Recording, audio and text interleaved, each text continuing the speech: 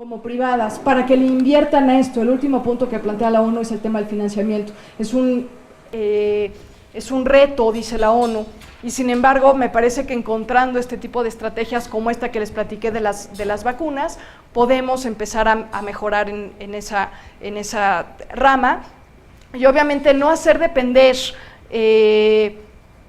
pues la dignidad, o no hacer depender el valor de una persona de su poder adquisitivo, que es finalmente lo que están haciendo y lo que hizo el Banco Mundial con su documento, hacer depender la salud, la vida de una persona de si tiene acceso a distintos medicamentos o a distintos servicios sanitarios. Y bueno, finalmente para terminar, simplemente decir que la justicia, la pobreza, que está a la base del tema de la justicia, representa y seguirá representando una reflexión ética que nos compete a todos dialogar, buscar nuevos caminos, buscar nuevas propuestas, porque pues, nos compete a todos como seres humanos. Muchas gracias.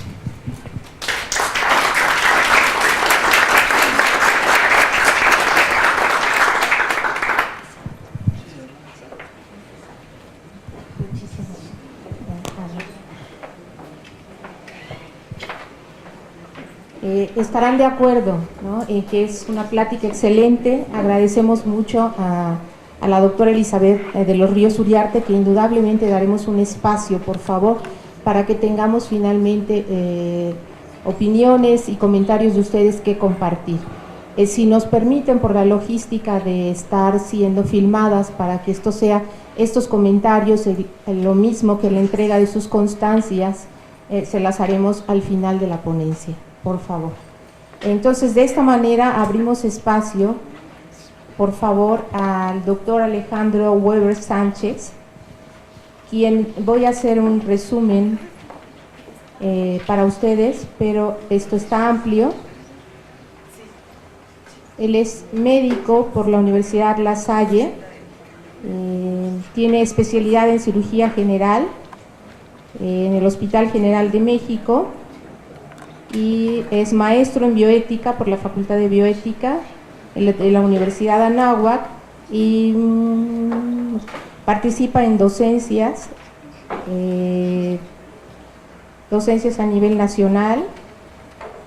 Es profesor honorario visitante también de la Universidad Anáhuac, y es muy amplio, ¿verdad? También de la UNAM y también de la Universidad La Salle. Sí, es un reto para mí disminuir este gran currículum, pero bueno, este currículum ya fue valorado por el Comité de Ingresos. Indiscutiblemente él cumple con lo necesario para poder aspirar a pertenecer y a ser un académico más de nuestra organización. Y bien,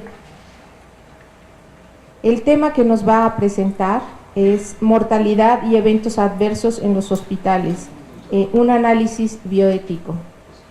Y entonces yo cedo el micrófono, doctor Alejandro Weber, si es que está usted. ¿Sí? ¿Estamos listos? Sí, muchas gracias. ¿Sí? Para escucharlo. Muchas gracias. Pues muy buenas tardes, doctora María Cristina Caballero, los dos, gracias.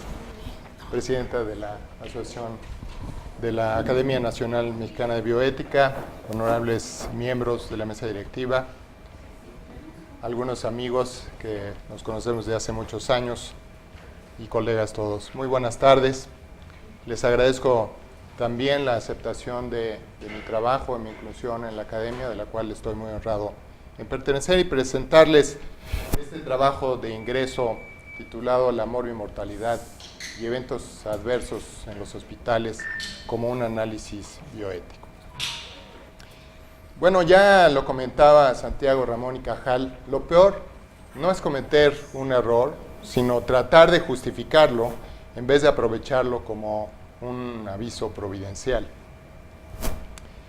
El acto médico, definido como una conducta que realiza o lleva a cabo el profesional de la medicina con el objeto de prevenir, conservar o restablecer la salud del paciente, siempre entraña la posibilidad de causar efectos indeseables, y lo sabemos todos, desde los más leves y banales hasta los más graves, incluyendo la muerte.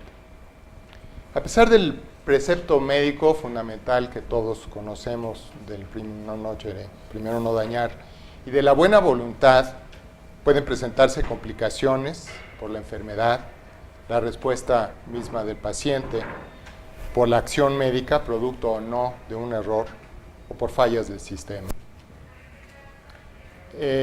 Nosotros sabemos que estos resultados adversos en muchas ocasiones pueden ser prevenibles. Algunos artículos lo publican en 51% de los casos y en nuestro medio incluso la CONAMED hasta en más de un 80% de los casos. Entonces vale la pena reflexionar sobre esto. En fin, es impropio pensar que cuando se presentan complicaciones o la muerte incluso, estas son necesariamente el resultado de una acción médica inadecuada, individual o aislada. Conocer el origen del problema y su proceso de génesis, aplicando sistemáticamente una metodología que interrumpa esta cadena del ciclo para evitar caer en el mismo error, es sin duda la mejor manera de resolverlo. Todos los que integramos el equipo de salud, incluyendo las propias instituciones, somos responsables de eso.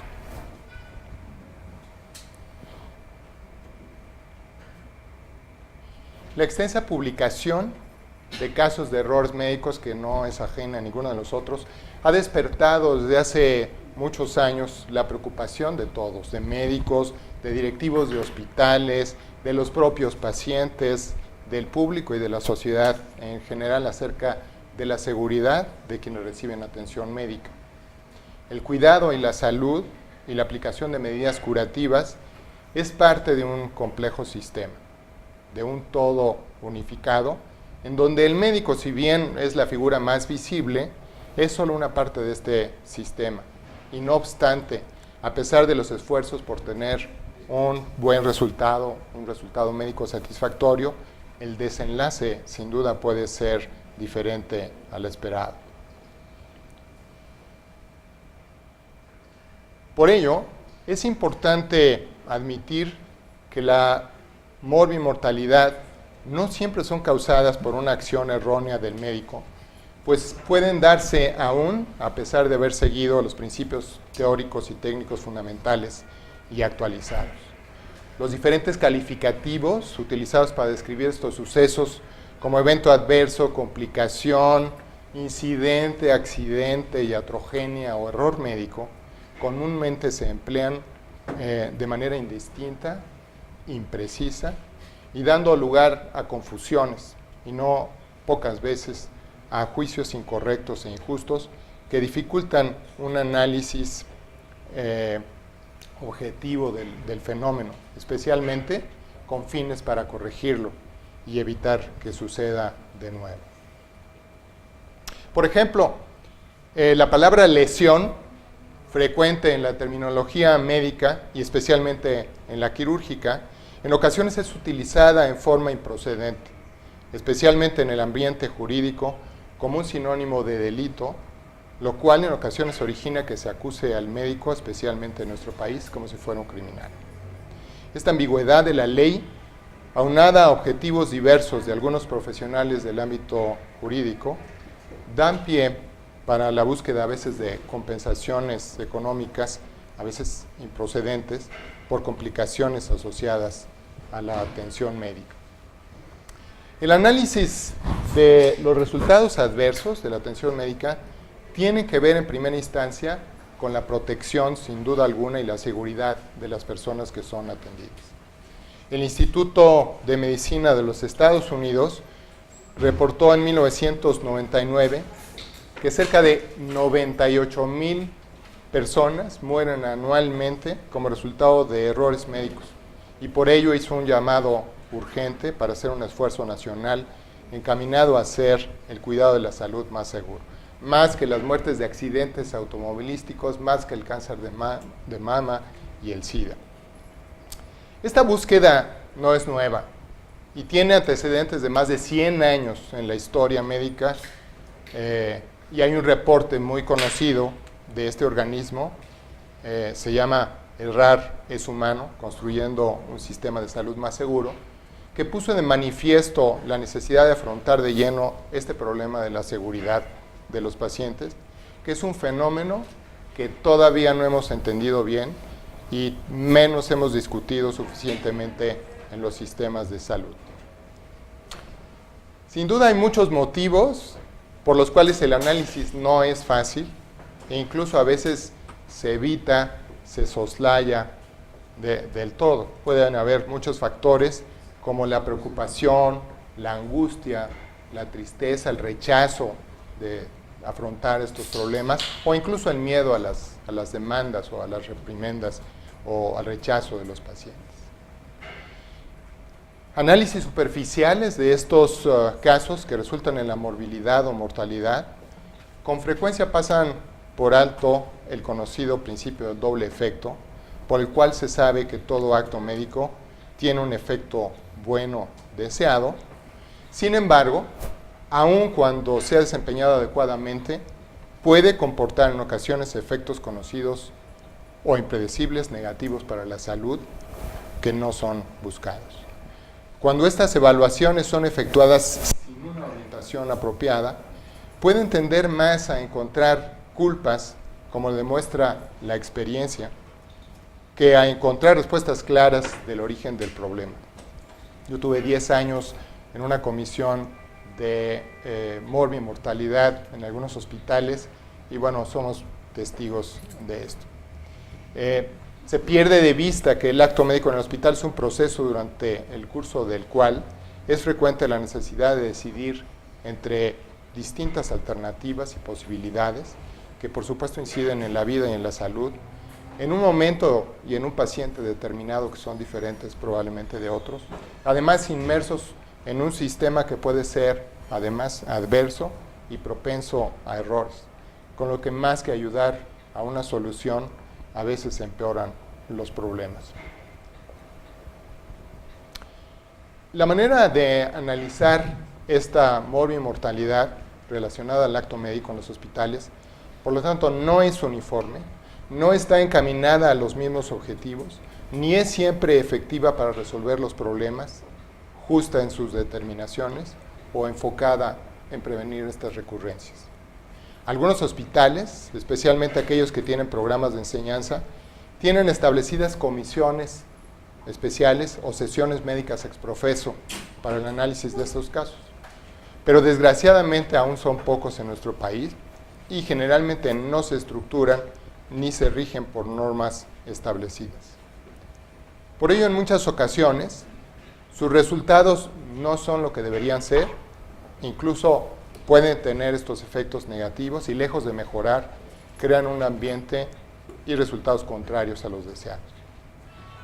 La mayoría de las veces lo que pasa es que se hace énfasis más en la técnica del actuar médico sin tener en cuenta a las personas en un asunto que no puede ser más humano por involucrar la vida y la salud del hombre. Como dijera Edmund Pellegrino, que todos sabemos, pues tiene una frase extraordinaria que es: la medicina es la más humana de las artes, la más artística de las ciencias y la más científica de las humanidades. La literatura al respecto del análisis que se lleva a cabo en las instituciones hospitalarias de estos casos hace evidente que no existe uniformidad acerca de cómo se aborda el problema y menos aún de cómo se llevan a cabo. En una búsqueda de internet, ustedes lo pueden hacer bajo las palabras clave de comités de morbimortalidad en inglés o en cualquier idioma. Prácticamente la totalidad, a excepción de unos cuantos, están dedicados a la mortalidad materna o perinatal. Efectivamente, en la Ley General de Salud, en el reglamento de esta misma ley en materia de población de servicios de atención médica, promueve la organización institucional de comités de prevención de la mortalidad, pero especialmente en la modalidad de materno e infantil. Hace unos 15 años aproximadamente, algunos de ustedes estarán conscientes de esto, la Secretaría de Salud convocó a representantes de las principales instituciones relacionadas con la prestación de servicios de salud y formación de profesionales para integrar la Comisión Nacional de Certificación bajo la responsabilidad del que era secretario del Consejo de Salubridad General, con la intención de diseñar un modelo de certificación de los establecimientos de atención médica que apoyara el mejoramiento de la calidad del Sistema Nacional de Salud. Entonces, se establecieron las bases para la instrumentación del Programa Nacional de Certificación de Hospitales y los criterios para certificarlos, respondiendo a la necesidad de revisar que aquellos que deseaban certificarse cumplieran con estas pautas de calidad y de contar con un organismo verificador. En los criterios publicados en el Diario Oficial de la Federación en el año 1999, hace 15 años, vean ustedes las funciones que decía de atención al paciente, y ahí se enumera pues los comités y los enumera nada más, y aquí por ahí perdido está el comité de mortalidad, pero no hace referencia a ninguna estructura específica. Entonces, dados estos factores que pueden incidir en la producción de estos problemas, el análisis verdaderamente exige tomar en cuenta ciertos discernimientos, no solo desde el punto de vista médico y técnico, sino también antropológicos, filosóficos, administrativos, incluso económicos y de otros cambios. La bioética, por su abordaje multidisciplinario y su metodología de reflexión sistemática e integral del problema, que toma en cuenta el factor personal, identifica valores y normas que guían el actuar, pues brinda herramientas y puede ayudar considerablemente en este análisis para mejorar la práctica médica en el medio hospitalario, corregir errores, incluso sancionar internamente las prácticas inadecuadas, educar, ayudar a establecer políticas encaminadas a la prevención de tales efectos negativos. En los casos en los que, por supuesto, cuando esto es posible, no solo para el bien del enfermo y del paciente, sino de todas las personas relacionadas al acto médico y, por supuesto, para la sociedad. Una de las primeras y más importantes dificultades que enfrentan quienes analizan estos sucesos, como todos nosotros sabemos, es la gran disparidad y la falta de acuerdo que existe entre la nomenclatura y la taxonomía empleada para designar los sucesos negativos, consecuencia de las acciones médicas. Y lo complica aún más el hecho de que las prácticas jurídicas de cada país las utilizan, como comentamos, a veces maliciosamente, para reclamos económicos, en ocasiones desproporcionados por el uso precisamente de este lenguaje ambiguo y equívoco. Perdónenme que haga yo un paréntesis aquí, pero sí vale la pena, como muestra, el trabajo en extenso tiene cada uno de estos términos, analizar uno de los principales, que es el error, cuya noción, pues evidentemente es imprescindible precisar para entender el motivo de esta propuesta. A veces parece muy sencillo decir, bueno, fue un error, pero hay que analizar un poquito más y más profundamente esto. Según el diccionario de la Real Academia Española, el error es un concepto equívoco o un juicio falso, una acción desacertada o equivocada, o una cosa hecha erradamente. Pero, como les digo, hay que ahondar un poquito más, y el diccionario filosófico de Abagnano nos permite conocer mejor este concepto y ahondar en sus orígenes y posibles mecanismos. Dice en sus primeros párrafos, el error pertenece a la esfera del juicio, o sea, de las actitudes valorativas. La proposición falsa es un elemento del error que consiste en creerla o considerarla como verdadera.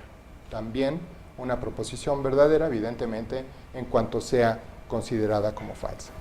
En otras palabras, evidentemente en el error no media para nada el dolo o la mala fe, sino una equivocación del juicio que puede haber estado afectado por diferentes circunstancias, como también lo explica a continuación.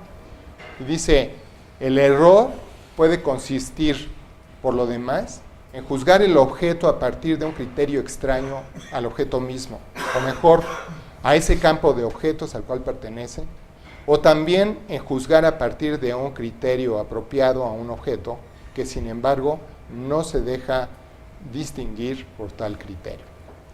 Entonces, hay que conocer que el juicio que se hace sobre un acto en particular, y especialmente cuando se cataloga como error, tiene que estar fundado sobre un criterio reconocido como válido en ese campo y momento, que a veces no es así. Continúa Bagnano y dice, en general, se puede denominar error todo juicio o valoración que contravenga el criterio que se reconoce como válido en el campo al que se refiere el juicio, o bien a los límites de aplicabilidad del criterio mismo. Por lo tanto, lo contrario de un juicio erróneo no es un juicio verdadero, como se cree comúnmente, sino más bien un juicio recto, correcto, exacto, regular. La posibilidad, que son muy diferentes. La posibilidad del error supone dos condiciones: que exista y sea aplicable en la situación dada un criterio válido del juicio, y B, que tal criterio no sea necesariamente infalible. Esto supone que aquello que se cataloga en el ámbito médico como un error por otros debe estar fundado sobre un criterio sólido, aceptado en ese campo particular, obviamente por expertos, en el momento en el que se dio el acto, y no exclusivamente en los resultados nocivos del mismo, que en ocasiones son los que, obviamente por su carga estimativa y valorativa, pues son a veces los que guían la determinación. Siempre debe investigarse la posible asociación de otros fenómenos que pudieron haber producido el desenlace ocurrido en su prevención. Por supuesto, error es diferente si es debido a fallas en el conocimiento, especialmente por falta de preparación, ignorancia, por supuesto, capacitación, fallas en la comunicación o del sistema, o cuando el error están influyendo otros factores como la falibilidad de los sentidos. Y a este respecto, Bagnano dice, el error se debe a la sensibilidad, o por lo menos a la acción de la sensibilidad sobre el entendimiento. Un juicio erróneo y el error, tanto como la verdad, pueden hallarse solo en el juicio, es el que confunde la apariencia de la verdad con la verdad misma. Esta confusión no sería posible si el hombre no tuviera más facultad que la del entendimiento, pero como el hombre tiene sensibilidad además de entendimiento, no puede evitar la influencia oculta de la sensibilidad sobre el entendimiento, y de esta influencia nace la posibilidad de cambiar lo subjetivo, o sea, la apariencia de la verdad por la verdad misma. Ahora vamos a ver un poquito más por qué estoy diciendo todas estas cosas y por qué los hago sufrir con estas definiciones filosóficas. Pero un error puede ocasionar un efecto perjudicial o casi perjudicial, que generalmente pudo ser prevenible a la luz del estado del conocimiento médico en el momento del acto. Ocurre cuando sin intención se ejecuta un plan equivocado para lograr el fin médico, o se falla en llevar a cabo la acción como se intentaba. La definición más frecuentemente citada es la del Instituto de Medicina de los Estados Unidos, que es una falla de la acción planeada para ser complementada según la intención, que es un error de ejecución, o el uso de un plan equivocado para alcanzar un objetivo, a lo cual se llama un error de planeación. La frase errar es humano hace referencia a la imposibilidad de ser infalible, condición inherente al ser humano. Sin embargo, fíjense bien, en contraste, en el libro La práctica médica y sus controversias jurídicas, sus autores definen al error médico como la conducta inadecuada del profesional de la medicina que supone una observancia técnica capaz de producir daño a la vida o agravio a la salud mediante impericia, imprudencia o negligencia, cosa totalmente diferente a lo que acabamos de ver. Realmente pues hay otras definiciones de error, por ejemplo la de Aguirre y Vázquez, que define simplemente es la conducta clínica equivocada en la práctica médica como consecuencia de la decisión de aplicar un criterio incorrecto. Entonces vamos entendiendo por qué es importante que los análisis sean un poquito más profundos. Por ello, entonces, esta profundidad entre pares, entre gente que conozca de lo que está juzgando, y si juzga que es un error, no sea superficial. Esto es fundamental, especialmente si de lo que se trata no es solamente de sancionar, sino de llegar a las causas profundas y corregirlas. Quienes aceptan la responsabilidad de analizar un acto médico deben de estar conscientes perfectamente de que es preciso examinar, si es que se dio un error para catalogarlo así, y hasta donde sea posible, los diferentes factores que pueden haber influido en su causa para prevenirlos. Es muy claro que muchos problemas derivados de la atención médica pues ocupan un área gris y no puede determinarse con claridad si fueron debidos a un error o no. Y aunque el expediente clínico es el instrumento más valioso para el análisis de un caso, es imprescindible contar con más elementos de lo que se encuentra en el expediente mismo, ya que en muchas ocasiones, como todos sabemos, el expediente no refleja claramente, como debiera hacerlo, las circunstancias que mediaron en la génesis del problema. Entonces, este examen no solamente debiera estar basado, como lo hace la ley, solamente en el expediente clínico, que sin duda es la base y la plataforma más importante desde donde se analiza el hecho, sino que este análisis debe ser más profundo para investigar todos los elementos relevantes para esclarecer lo más posible este hecho. A este respecto, sería útil racionalizar y adoptar los principios enunciados por Mario Alberto Carreras, que es el fundador de la Fundación Latinoamericana para la Calidad, de que, uno, las personas son falibles y aún las mejores cometen errores. Las situaciones propensas a error se pueden predecir y prevenir mayormente. El comportamiento individual está influenciado por los procesos organizacionales, no son en muchas ocasiones solamente debidos a una sola persona. El nivel de seguridad y calidad dependen directamente de la conducta de las personas y la reacción de los errores puede ser reactiva, como es en la mayor parte de las veces, o proactiva. Las principales modalidades desde donde las cuales se puede analizar estos problemas son diferentes. Son el comité de morbimortalidad, la sesión de morbimortalidad, que son diferentes, o los comités de calidad. Cada uno de estos tiene particularidades diferentes en cuanto al punto de vista desde el cual se estudia, las personas que participan, su metodología, incluso sus objetivos particulares. En mi trabajo en extenso, con mucho gusto, hago un análisis de cada uno de estos, poniendo una metodología para el desempeño de sus labores. Sin embargo, su objetivo principal debe de estar encaminado a emitir recomendaciones y propuestas para la seguridad del paciente, la prevención y la mejora de la salud.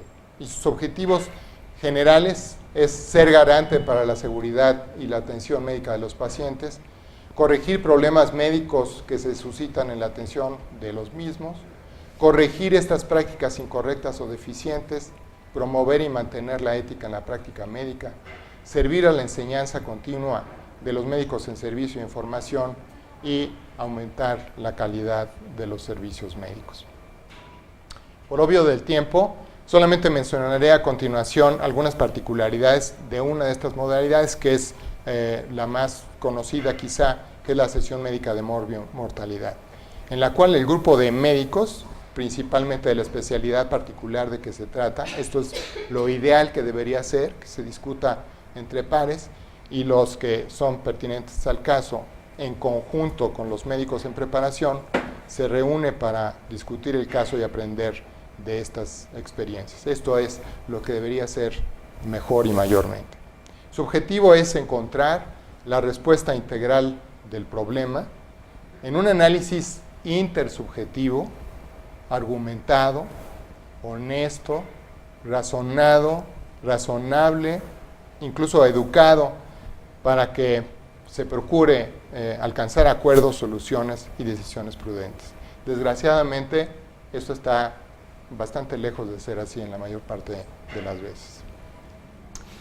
¿Cuál es su fortaleza? Su fortaleza es que la unión de este grupo de especialistas pues reconocen mejor este terreno donde se gestó el problema, se enfrentan diariamente a estas contingencias que pueden haber contribuido al mismo y por ello mismo pueden identificar mejor la solución. ¿Cuál es su debilidad?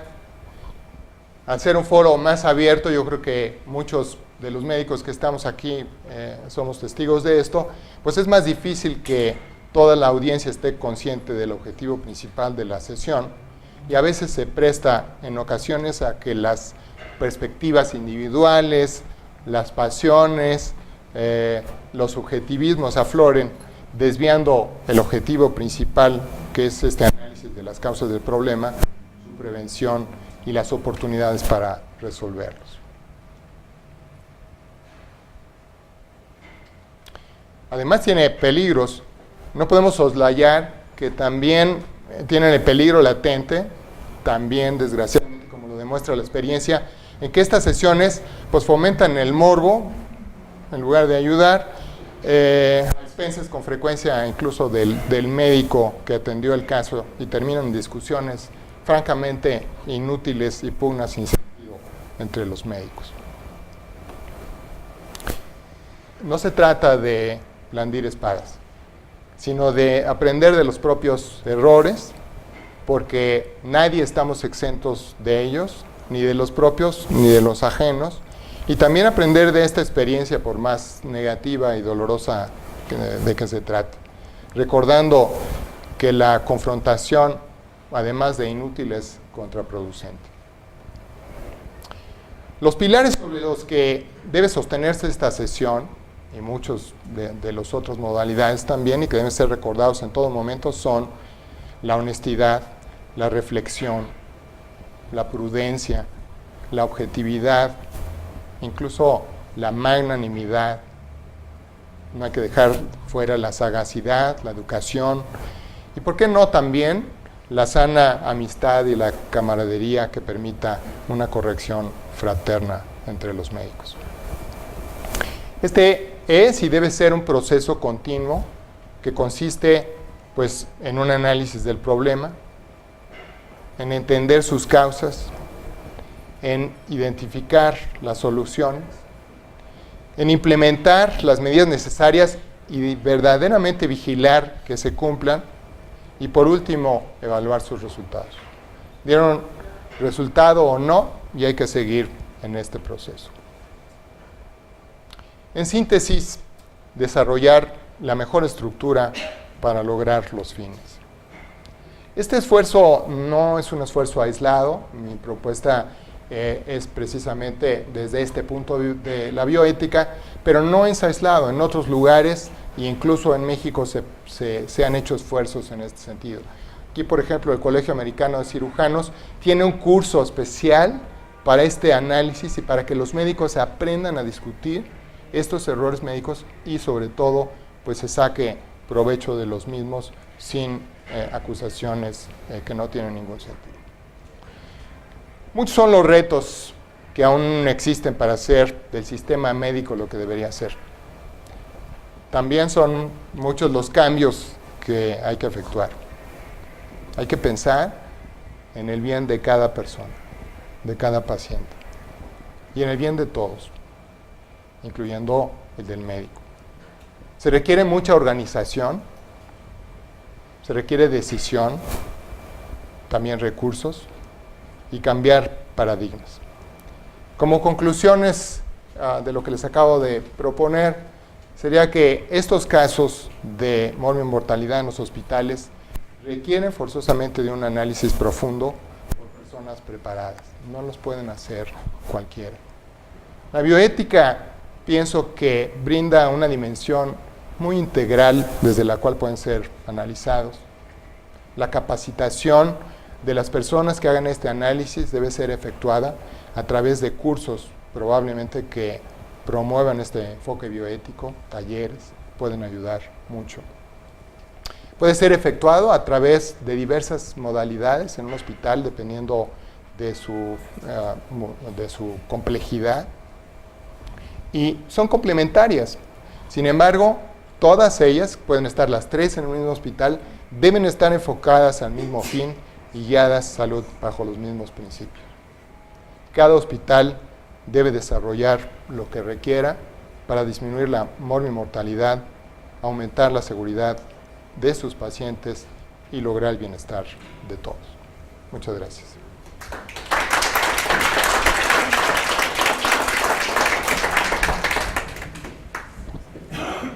Bien, muchas gracias porque ha sido de verdad interesantes ambas exposiciones, una en el sentido de las políticas de salud pública y otra inmersa en los profesionales de la salud. A cual más interesantes, que nos dejan de verdad, además del conocimiento, pues esa reflexión con la que siempre estamos inmersos en este ámbito bioético. Vamos a abrir en este momento la oportunidad de ustedes para que hagan comentarios o alguna pregunta, por favor. Doctor. Doctora, yo le propongo, su ponencia es excelente, yo le propongo una hipótesis más a su ponencia. Yo sé que nosotros todos sabemos que el Banco Mundial es una institución gobernada por Estados Unidos. Estados Unidos controla el Banco Mundial y sabemos que Estados Unidos pues es el país más inmoral del planeta, que desgraciadamente nosotros los mexicanos, México se ha convertido en una colonia maquiladora de Estados Unidos y desgraciadamente estamos adoptando toda la política de salud norteamericana, que es la más inmoral del mundo. Es decir, Estados Unidos implantó en su país la medicina privada a partir de seguros privados y quiere imponerla a todo el mundo a partir del Banco Mundial. Desgraciadamente